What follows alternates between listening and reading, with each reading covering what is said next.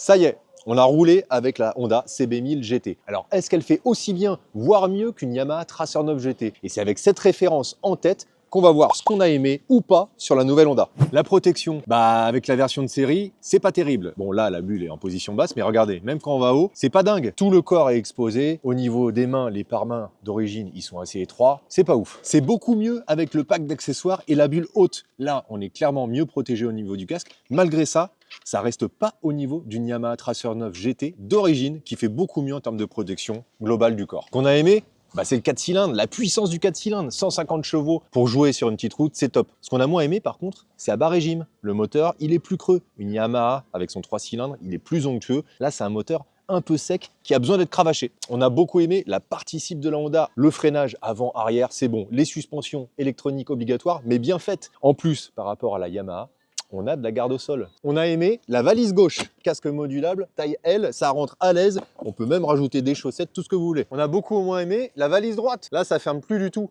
à cause de l'échappement évidemment. Contrairement à une Yamaha Tracer 9 GT, qui elle, avec son échappement sous le moteur, dégage le même espace à gauche comme à droite. On a vraiment aimé le rapport qualité-prix de cette moto. 14 000 €, c'est beaucoup moins cher qu'une Yamaha Tracer 9 GT qui est à 15 699 € pour un équipement franchement déjà très complet.